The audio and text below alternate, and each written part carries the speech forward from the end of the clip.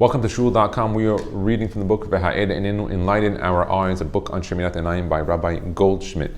So let's continue, page 63. Strengthening one's memory. Impure eyes, on the other hand, block our path to understanding it. Rabbeinu Yonah in Avot 1-5 spells this out in no uncertain terms. With a man's head full of contemptible visions, how can it possibly simultaneously absorb thoughts of Torah? It's one or the other. Those sunken in the pursuit of the temptations of this world become insensitive to spiritual beauty. These two opposites cannot sit side by side in the same heart, and the choice is ours. So he's saying, if your mind is going to be filled with impure thoughts, then it's going to be difficult to get the spiritual feeling. There is a big truth that materialism and spirituality don't go well together. Yes, you can elevate with Kedusha, spirituality, any material item, but the constant lustful desire of materialistic things will remove you from spirituality. And there is a chokhmah between the minimalist type of lifestyle. The Ben Ish Chai, in Parashat Bo Shana Rishona, warns of an evil spirit, which is, they call it a klipa, who shadows us and tries to wipe our Torah studies clean off our minds. The way to thwart this harmful activities is to preserve the Kedusha of our eyes. When you protect your eyes, you are also protecting your knowledge.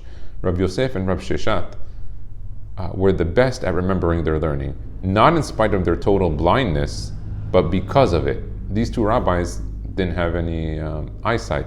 They were blind, so therefore they remembered all their learning. Their Rebbe, the famous Rav, never glanced beyond his Dalet Amot. And that's brought down to Teshuvot HaGeonim 178. When he passed away, they ached to emulate this self-control, but found themselves unable to maintain it. It's very hard to live and to walk and to only look within 4 amot. And so they willingly accepted blindness. The Havdil, even secular sources maintain that beholding and visualizing sinful things will in time damage the memory. That's brought down Machazeh Enayim, page 9. But he's saying that even just thinking of bad thoughts can take away a person's memory. Has v'shalom. Part 3. Yosef HaTzadik, the paragon of holiness. One of the most handsome men ever was Yosef HaTzadik. Breathtakingly beautiful, his name also synonymous with unblemished holiness in the face of agonizing trials. The drama of Yosef's story begins to unfold when he is only 17 years old. Suddenly he finds himself torn away from the sheltered environment of his parental home, wrenched from all his illustrious family, alone and among uncaring masters, miles away from his loving father who is inconsolably mourning him as dead. He is brought down to Mitzrayim, a land steeped in immorality. Here, he was sold as a slave to the wealthy and prominent Potifar, who quickly promoted him to chief manager over all his enterprises and home affairs. Potifar, not slow in appreciating the blessing of having this gifted manager around, soon put everything into those capable young hands and allowed himself to sit back. Now Potifar, he used to sleep with men. So Potifar, he was looking at Yosef not only from a perspective of having a good Jewish worker that he knew would do the job really well, but he was looking also for some other action, which unfortunately was a problem. His wife, however, sat up, and she also had interest in Yosef. The unsurpassed beauty of this newly arrived slave piqued her interest. She observed how implicitly her husband trusted him to carry out tasks in her very own home. Stubbornly, her mind became obsessed with the sole goal of somehow getting Yosef to sin. She noted, however, a technical problem. His eyes were always averted, making the ultimate statement, not interested. Undeterred, she tried verbal persuasion. So how did Yosef avoid the situation? Yosef paid attention that she probably was very beautiful, and he felt it, so he just completely didn't even look at her at all. Then she started changing her attire 3 times a day. Rather pointless, of course. How could she hope to captivate a boy who never looked at her?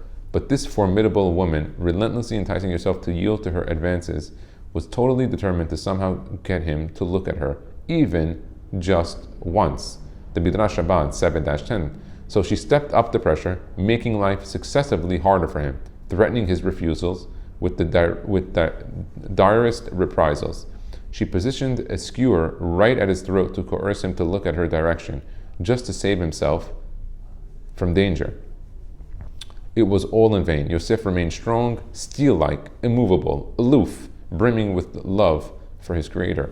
From the Midrash, it's apparent that all of his trials way beyond the endurance limits of later generations. The hardest nisayon that Yosef had was that of guarding his eyes. Yosef calmly and conscientiously continued carrying out his duties until that cruel woman, her every design thwarted by his unbending no, had him thrown into prison on charges of attempting to seduce her, his master's innocent wife.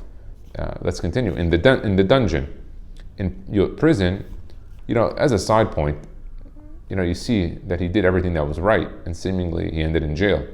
So one might say, "How do you mean I did everything right? Why is it not perfect?" Life may not be perfect, even if you do everything right, as we see from the story of Yosef. Now, in the dungeon, in prison, Yosef's problems were far from over.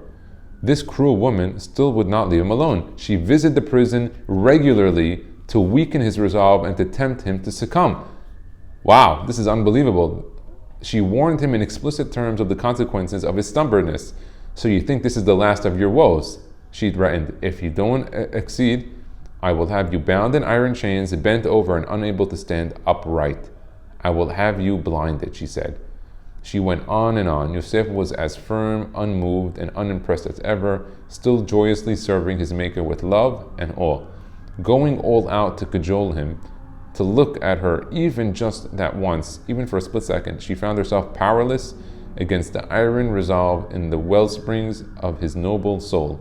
Never did he stain the perfection of his purity. Now, is it a wonder that we speak of him as Yosef HaTzadik? See, I didn't know, I never saw that inside in the sources that she would visit him in the prison, but that makes the story even crazier.